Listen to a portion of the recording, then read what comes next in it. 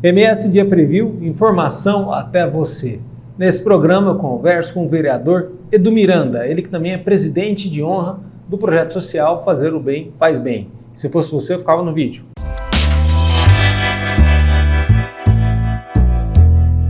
Seja bem-vindo. Obrigado. Parabéns. Obrigado.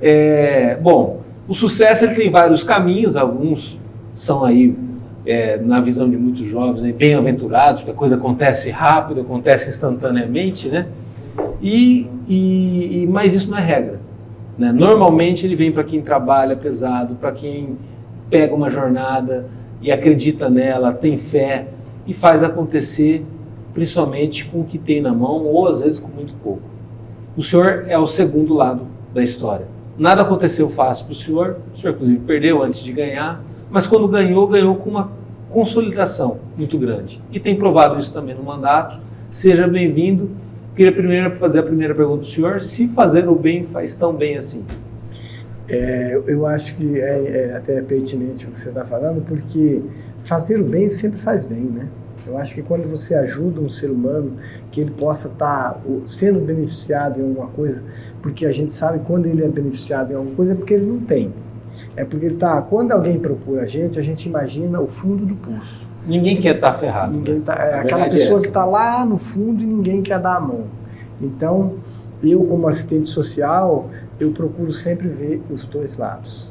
Já atendi gente milionária, que eu cheguei lá para dar uma cama, emprestar uma cama para a pessoa e eu assustei. 2 caminhonetes, 2 não sei o quê, aí eu disse para ele assim, para essa pessoa, mas essa cama é para sua mãe mesmo? Porque eu trabalho com pessoas carentes, pessoas que precisam. Ele falou, não, mas eu vou usar por pouco tempo. A minha mãe, daqui uns dias, já vai estar andando de novo. Eu falei, quantos anos ela tem? Aí ele falou, tem 86 anos. Eu falei, que coisa boa, né? Ter uma pessoa tão forte como a sua mãe. Mas você tem que se preparar, porque um dia ela vai precisar definitivo. Tomara que não precise, mas você tem condições de comprar. Mas eu vou te emprestar porque eu sou ser humano e eu sei que a gente não pode negar nada a ninguém. Vou te emprestar, está aqui, você vai assinar o contrato. E isso me magoa. Por quê? Porque nós estamos tirando de quem precisa, de quem está ali no fundo do poço, que precisa comprar, que precisa ter, é uma necessidade e a pessoa não consegue. Mas a história desse projeto, né, Fazer o Bem Faz Bem, que o senhor hoje é presidente de honra, mas é para o mentor e a principal liderança, né, que engajou essa missão difícil de arranjar cadeira de rodas, uma cama, a quem está precisando. Muitas vezes a gente sabe que um problema de saúde na família transforma toda a família, né? Muda totalmente tudo, porque a gente tem essa questão do impacto financeiro e muitas vezes das coisas se revelarem, né? De quem que vai cuidar, de quem que vai ajudar, como que vai ser aquela rotina, né? E muitas vezes com a pessoa viva ali, né? Nem sempre precisa ser alguém idoso. Muitas vezes é o pai ou a mãe, nessa situação já muda totalmente. E aí, nesse caso, tanto o senhor quanto os voluntários que fazem parte do seu trabalho, se deparam sempre com essa situação e acabam tendo que ser mediadores, né? Claro que o que aparece é a cadeira de rodas, é a cadeira de banho, é a cama adaptada que chega no lugar. Mas fora isso tem também toda uma questão muito humana e sensível também que envolve esse trabalho, né? Eu acho que se a gente pensar no contexto de um todo, às vezes a cama ajuda, mas não resolve. Às vezes a cadeira ajuda, mas não resolve. Porque a pessoa... O problema está aqui, né? Isso. É que o senhor falou, todo mundo pensa que é temporário, que é só um probleminha. E aí, já cansei de chegar em famílias que a senhora tinha 10 filhos e só 2 cuidavam. Os 2 que cuidavam, lutavam, largavam às vezes emprego, fazia tudo, e aí criou-se uma guerra entre os irmãos. Mas a mamãe tem o salário dela, mas o salário dela é um salário mínimo, fulano, você tem que ajudar. A gente não vive só com o salário da mamãe. Porque vocês estão gastando o dinheiro da mamãe errada. E isso, um contexto dentro da família é muito ruim, porque não há aquela conjuntura de vamos abraçar a causa da mamãe porque a mamãe criou a gente, que a mamãe e o papai deu tudo que eu precisava. E aí eles começam aquela guerra, aí uma das filhas entrou na ação de justiça, obrigando os irmãos a contribuir por igualdade, E eu fiquei no meio daquilo, né? Porque a gente vê o idoso que está ali precisando. A gente vê aquele idoso que às vezes fica jogado. Eu estive numa casa também para fazer um atendimento que eles colocaram a paciente com AVC bem grave, deitada no sofá. Sofá pequenininho, uma coisa lá. E quando eu cheguei lá, eu falei, gente, vocês não podem ter feito isso com a mãe de vocês. Ah, mas a gente não tem, tal, e para pôr no chão é pior, melhor ela ficar aqui. Eu falei assim, no meu caso, da minha família, a minha mãe estaria lá no meu quarto, na minha cama. Eu dormiria no chão. Mas é o que você acabou de falar, cada um pensa de uma forma, cada um usa aquilo que, né, acha melhor. E essa expertise o senhor leva da carreira do senhor como alguém do serviço social, né? Quando vocês entram na casa para fazer esse mapeamento, normalmente está tudo muito bagunçado, né? Ainda mais uma questão de saúde, que eu acho que talvez é um problema mais complicado que existe e tal, né? E levar consciência, levar parâmetro para as pessoas e perspectiva e esperança envolve também ser, tipo assim, meio que um elo, né, para tudo isso, mais que um amigo, né? Porque um amigo as pessoas vão acabar nem respeitando nem ouvindo, né? Mas de certa forma um profissional você acaba obrigado a entender isso. Eu até trabalho, a gente fala muito no assistencialismo, né? Muitos criticam, né? Isso. E eu tenho um modo de pensar diferente. Por exemplo, quando eu chego numa casa, eu como assistente social já observo tudo, como que está o piso, como que está isso, o que ela tem para comer, o que ela não tem. A gente não chega lá e promete, vou trazer uma cesta básica para a senhora. Nunca fiz isso. E lá no projeto tem, a gente tem 100 cesta básica todo mês, né? Mas a gente pega depois que fez o primeiro atendimento, levou o que ela precisa, viu o que ela precisou do remédio, manda comprar, mas depois a gente chega com a alimentação. Por quê? Porque nós, com aquele olhar clínico que a gente tem, a gente viu que eles estavam passando necessidade. Não a gente chega lá e oferecer uma cesta básica. Se oferece para um, o vizinho fica sabendo que tem, ele quer estar bem, porque a cesta básica ela vira um vício da pessoa pedir. Quando você dá uma vez, antes do 30 dias ela já está ligando, o senhor me arrumou mais uma cesta básica? Eu concordo com o senhor, mas por exemplo assim, tem aquela história de dar o peixe, ensinar a pescar e tal, mas as pessoas, e a gente tem aí em Campo Grande pelo menos 100 mil pessoas em situação de vulnerabilidade. Ou algo próximo disso, né? Essas pessoas elas estão condicionadas a pedir porque está muita coisa faltando para elas. Agora, então se você ficar criando o vínculo só na questão do pedido, nunca vai resolver. Não vai. Agora, ir além disso envolve muitos projetos sociais, né? Como esse projeto que o senhor lidera, né? Porque assim, que é o que ninguém quer fazer. O cidadão comum ele não quer proximidade com o problema, porque ele já se vê com o problema demais. E a gente faz o que você está falando, é uma visão que a gente tem de que aquela pessoa precisa. Sim, vou te ajudar, mas é muito mais que isso. É muito mais que isso. Eu vou te ajudar, mas a gente cria o PROINC. Eu já mandei muita gente para o PROINC. Pessoa forte, com liberdade para trabalhar, aí fala, mas eu tenho 2 filhos que entrar, peraí, vou arrumar a vaga na creche para você. E já corria atrás, já ligava. E também o trabalho dignifica, né? Então, a gente acaba fazendo com que a pessoa olhe de uma forma diferente que ela precisa ir para a luta. Porque ela não vai precisar todo mês estar recebendo uma cesta básica para viver.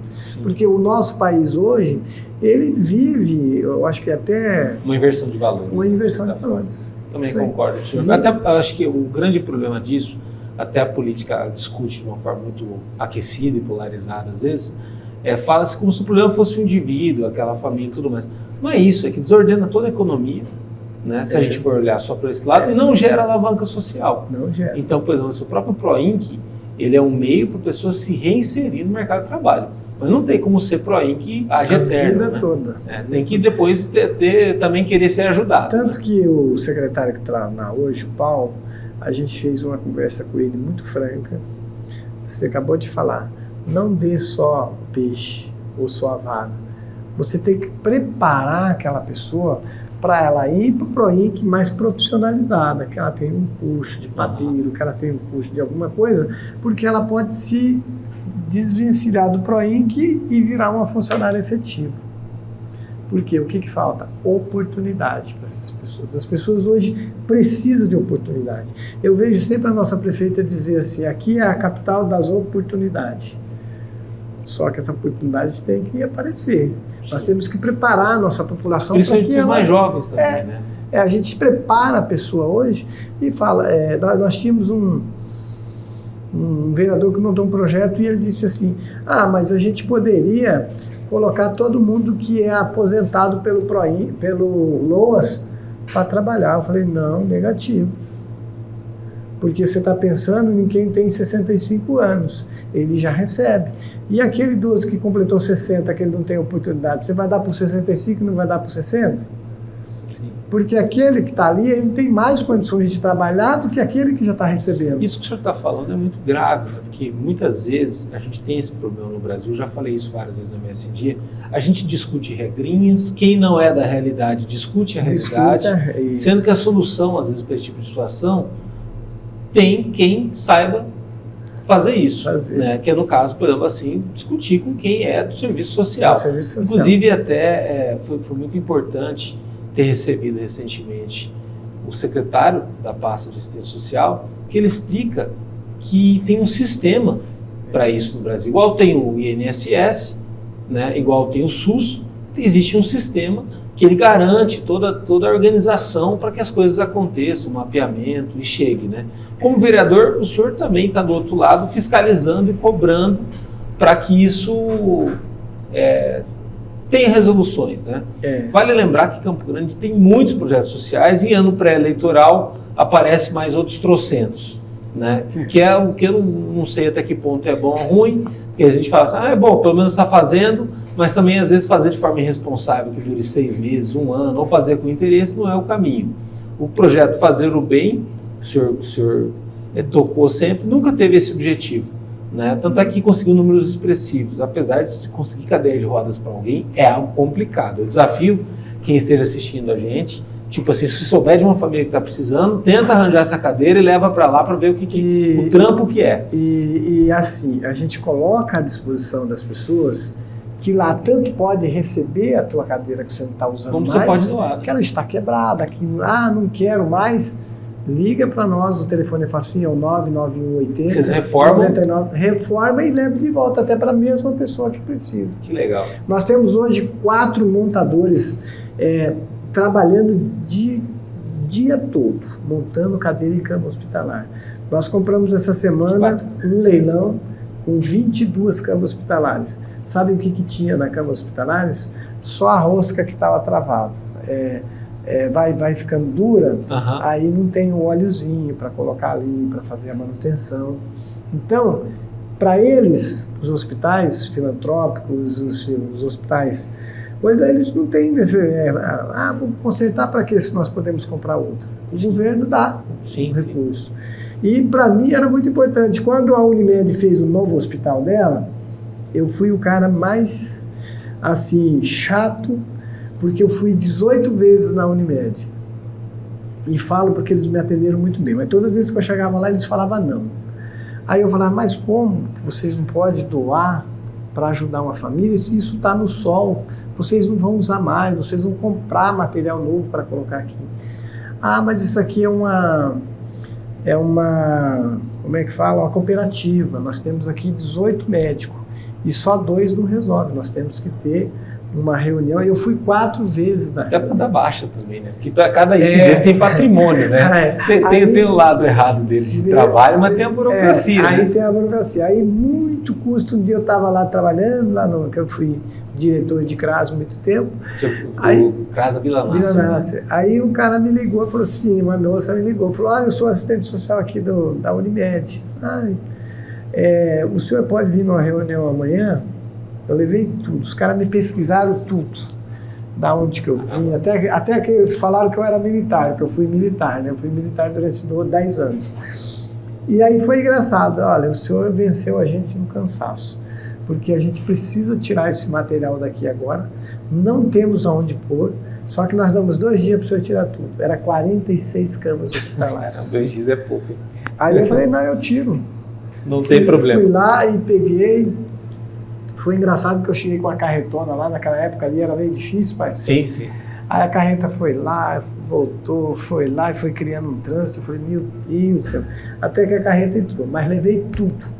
Eu subia em cima, eu não era vereador ainda, eu era só o coordenador e o presidente lá do CRAS.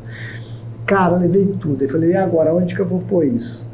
Aí fui na casa do meu pai, deixei 10, fui na casa da minha irmã, que tinha quintal grande, e aí cobri com a lona tudo. Aí meu pai falava assim pra mim, quando que você vai tirar essas coisas daí? Eu falei, calma, pai, calma que eu vou tirar. Ou seja, como que fazer o bem às vezes é difícil. É difícil. Mas aí depois, com a graça de Deus, o senhor conseguiu se tornar vereador. Venceu na base da insistência, como é de muita gente, a história é assim lá, eu acho que até valida mais. E como vereador, o cidadão olha para o senhor e quer que o senhor resolva tudo. Muito mais, às vezes, é cobrado o vereador do que o prefeito ou a prefeita. É o cobrador. Né? Porque você chegou na região, olha, tá estragado isso, aquilo. Só que o vereador não tem caneta, ele não resolve, mas ele pode fiscalizar, pode ajudar. Como que foi lidar também com esse outro lado da vida pública? Bom, aí eu uso aquela estratégia de sempre, né? Vamos fazer aqui um pedido, aí a gente grava um vídeo junto com ele, estou aqui, a população está pedindo encarecidamente que cascalhe essa rua, a pessoa não... Então eu uso muito a mídia. Até para o cidadão não se sentir sozinho. Aí hoje nós passamos na Euler de Azevedo, na Tamandaré, o semáforo novinho lá, porque quem vinha ali por dentro, para entrar na Euler de Tadinha, não entra. É um carro aí. E aí o morador um dia falou para mim, poxa, vereador, você um jeito de sair, cara. Eu saio ali de casa, eu não consigo entrar aqui de jeito nem atravessar aqui. O pior é que quando as pessoas falam, eu até falei brincando, criticando, né? Mas quando o cara te fala isso na rua, ele não está falando bobeira. Não. Ele está falando uma realidade que vale como um estudo. Isso, e ele convive, né? Todo dia. Porque está ali, né, com o problema. Aí você está até recebendo um presente. E aí eu fui lá, falei com o Janine, vai lá, faz um estudo. Porque o Janine é uma pessoa maravilhosa, Sim. É um cara que escuta a gente, que conversa com a gente, diferenciado. Aí ele foi lá, depois ele ligou para mim e falou assim, vou colocar o semáforo, lá realmente precisa. E vários acidentes, porque a moto ela é abusiva, né? Ele acha que dá tempo. Tudo para ele dá tempo. Pois é. Aí uns 3 motoqueiros lá... Aí depois fica 8 meses no hospital lá, com pino no pé, ferro, isso mesmo. E aí a gente sabe que o trabalho do vereador hoje é muito importante na nossa capital. Porque é nós que vamos atrás, é nós que colocamos nosso pezinho lá no barro, saímos para lá, saímos para cá. E aí existe o vereador e aquele que ocupou a cadeira que não sai dali de jeito nenhum. Ele sai quando estiver faltando 6 meses. Eu tenho um colega lá que eu não tenho a preguiça de dizer isso para ele. Só vai para a rua quando falta 6 meses para as eleições. Eu, desde o primeiro dia de meu mandato, eu estou lutando. A primeira promessa que eu fiz e eu consegui cobrir depois de 2 anos foi a Vila Nasser, lá onde eu estava.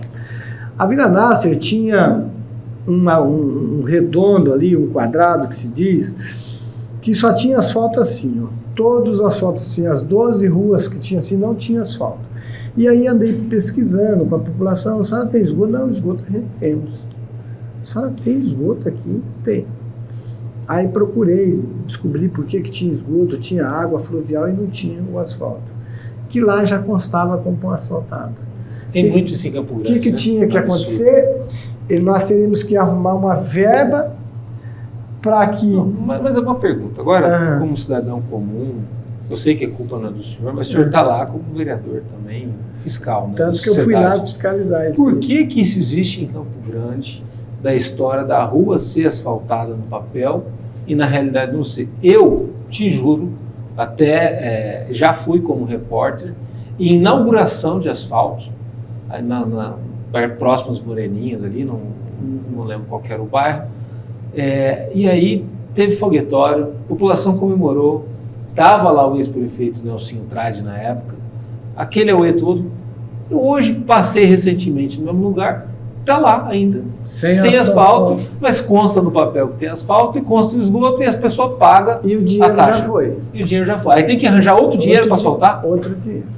Aí eles vão tirar de uma outra. Mas por que esse dinheiro foi para a fonte 01? foi para a fonte 01, ninguém sabe no que foi gasto. Que coisa. Então, às vezes... A importância do vereador também é isso. Eles usam muito a saúde. Nós tínhamos que precisar desse dinheiro para a saúde, a saúde estava... Então, hoje tudo tem. Só que fica marcado isso, né? A população cobra. Então, e briga com o vereador, que vai lá tentar resolver, né? Aí, o que acontece? Como nós conseguimos colocar o asfalto, que eu fui lá em Brasília, no primeiro mês de mandato meu, eu já tive coragem de pegar um avião aqui, e ir lá de Brasília falar com o deputado Wander. Porque eu sou muito próximo ao Wander. O Wander é uma pessoa espetacular. É o único deputado que hoje tem 6 mandatos consecutivos, que ele nunca perdeu. Então, é um cara que tem um trabalho para... Ele não é partidário. Sim. O Wander entra no MDB, ele trabalha pelo Mato Grosso do Sul. Você falou certa palavra. Então, quando a gente tem uma pessoa dessa, a gente não pergunta que partido que ele é. Eu nunca fui partidário. Sim. Eu fui pessoas. Pessoas são boas, são ruins, são ruins. Não importa qual partido ele tiver. Ele vai ser ruim eternamente. Sim. Ele pode encontrar o melhor partido. Ele vai entrar lá e ele vai estragar o partido. E sem contar que no sistema brasileiro político, você precisa de um partido para concorrer. Sim. Você não concorre sem partido. Não. Então, assim, a questão do partido, se é bom, se é ruim, cabe ao eleitor avaliar isso. Agora, o desempenho no mandato, muitas vezes é da pessoa. E da equipe também, né? Mas agora, assim falando para você, o que acaba com a nossa política, isso está acontecendo no mundo, é a política partidária. Ela não serve para... Você é a favor de repente, pudesse candidatar sem partido? Isso é interessante. O Harfuch falou isso aqui. Ele falou assim, olha, isso é uma liberdade muito grande, os partidos iam melhorar, né? Porque eles iam tentar fazer de tudo para não errar e chamarem as pessoas. Porque quando é partidário, o cara fica ali puxando sardinha só para aquele lado. Nós temos hoje uma guerra que está acontecendo no mundo, que lá é partidário, é religião de um lado, isso o Hamas é um partido. É um partido. Isso, eu ia falar justamente isso. É um partido. Então, o que acontece? Nós precisamos de paz no nosso mundo, nós precisamos trabalhar. Eu falo assim, eu estou vereador hoje, amanhã eu posso não estar mais e eu vou continuar o meu trabalho do mesmo jeito. Porque eu tenho certeza, eu já vou completar 62 anos e eu acho que para mim está bom. Estaria bom porque eu faço 2 mandatos, o Wander não quer que eu pare porque ele gosta do meu trabalho, eu posso ter uma linha. Mas o problema do senhor parar o seu trabalho, que tanto o senhor quanto tantos outros que fazem essa atitude corajosa, é que o problema é que se o senhor para, ninguém continua depois. E aí, por exemplo, assim, a lacuna social de necessidades, de dificuldades, ela vai continuar e às vezes até aumentar. Isso que é o mais triste, né? Por exemplo, o senhor falou do assistencialismo, as pessoas criticam o assistencialismo e tal, mas assim, talvez os modelos a médio e longo prazo a gente precisa rever muito no Brasil, mas a curto prazo, as emergências, essas não tem tempo para discutir, né? O senhor tem aí um scout de 4.000 atendimentos até ter chegado à Câmara. Na Câmara, o seu tempo ficou mais escasso, você também tem que cuidar de um mandato, o senhor praticamente conseguiu dobrar esses atendimentos. E não são atendimentos simples. Não é levar balinha para criança e tal. É tudo muito caro. Como o senhor faz para poder manter esse trabalho, os parceiros, a rede de voluntários? Eu fiquei, na verdade, 12 anos. Tudo que eu fazia naquele projeto, eu falo que eu era feliz. 12 anos, tirando às vezes do bolso, pedindo a colega, os amigos. Eu tinha 2 militares que todo mês contribuíam. E hoje o projeto pode receber emendas parlamentares. Que legal. Importante. Para você tirar uma ideia, nós temos hoje 29 vereadores. 24 dos vereadores resolveram ajudar o projeto. Não é bonito isso? Muito bacana. Isso mostra muito também da conduta do senhor lá. Isso, dentro da seriedade. Ser um parceiro. E ser a seriedade com aquilo que eu estou trabalhando. Isso é uma política de construção. Né? A gente viu em Campo Grande alguns anos atrás um bang-bang na política, um brigando com o outro, aquela coisa que no jornal parecia uma telenovela, né? Tipo assim, parecia a Avenida Brasil lá, e um brigando, um xingando o outro, tá tudo. Aí a cidade parou. Né? E hoje a cidade vai tentando lidar com relação a isso. Construção, né? Isso e é legal todo mundo ter uma parceria, apesar de partidos diferentes, cada um, às vezes, podia até se ver como concorrente, né? Mas eu falo para eles até hoje, eu falo assim, eu tenho 61 anos, vou fazer 62 e eu estou aprendendo com vocês. Porque eu poderia chegar aqui, abraçar uma bandeira como um colega meu, que jogou fora uma candidatura de deputado estadual por aceitar e bater naquela bandeira. Sim. Não vou falar quem que é. Virar o samba de uma nota só, né? Isso. Então, mas ele perdeu o mandato. Ele agredia as pessoas com palavras muito difíceis. Ele foi punido, cassado, perdeu o emprego. Ele só está como vereador porque ele foi condenado agora, mas lá atrás ele fez muita coisa errada. Então, às vezes até cresce rápido, mas depois para manter isso é complicado. E eu disse para eles assim, olha, a maior sabedoria do homem não é falar muito. Fala pouco e ouve mais. Porque é aí que você aprende. E eu lá não entro em discussão com colega nenhum. Lá nós temos um empate de Tabosa, André Luiz e aquela guerra, sabe? Aí Thiago entra, aí entra o petista lá, o meu amigo, e, né? Então, isso não constrói. Você acabou de falar, isso não constrói. Você constrói você trabalhar pela população, porque é ela que te conduz àquela cadeira. Muitas vezes até te dá o caminho, né? Como o senhor falou da questão do semáforo, mas é em tantas coisas. Olha, obrigado, parabéns aí pela tua construção, pelo teu trabalho, pela tua jornada, tua equipe também. E que o senhor siga nessa linha, porque é de pessoas como o senhor que a gente vê alguma mudança, muitas vezes, claro que é aliado ao poder público e tal, mas isso nasceu de uma iniciativa de vocês. E se vocês não fizessem, ou não fizerem mais, com certeza fica uma lacuna, fica um gargalo. E quem constrói tudo isso somos nós. Eu falo sempre assim, hoje eu estou vereador. Se a população gostou do meu trabalho, se ela acha que eu mereço ficar lá, automaticamente aqueles votos que eu tive na primeira eleição minha, eu vou continuar. E eu construí muito. Eu sou um dos vereadores que mais construíram. Eu falei que o senhor tinha um fiscal de 4 mil atendimentos antes da Câmara. Depois dobrou isso. E tendo outras demandas, né? O senhor não lida só na Câmara, você não consegue lidar só com um assunto. Não. Você lida com toda uma cidade, né? E a complexidade da política também. E a gente tem que usar a inteligência. Para tudo isso, é a calma, a tranquilidade, né? E a seriedade. Fazer a coisa certa, porque a população precisa que o legislativo, né, crie leis que favoreça e o executivo cumpra com aquilo que ele prometeu na campanha também. Eu sempre falo assim, quem promete muito na campanha, depois acaba não conseguindo cumprir. Tem que ter responsabilidade. E a responsabilidade é muito grande. Quero agradecer aqui. Conta com a gente, sim. Ano que vem quero o senhor de volta aqui para falar da correria que vai estar sendo na pré-campanha. E quero deixar à disposição lá o nosso projeto. Fazer o bem faz bem. O nome é muito bom. Né? Hoje eu não estou. E eu vou te falar para você quem que colocou o nome desse projeto. Quando eu comecei com você conheceu a Yara Costa? Sei. Conheceu. A Yara um dia falou para mim assim, como que é o nome do seu projeto? Eu falei, meu projeto não tem nome, chama só projeto. Que legal. Ela falou assim, não, vamos colocar aí, hoje a gente sente muita saudade dela, né, porque ela deixou muita coisa boa pra gente aqui também. Ela falou assim, vamos colocar o nome do seu projeto, Fazer o Bem Faz Bem.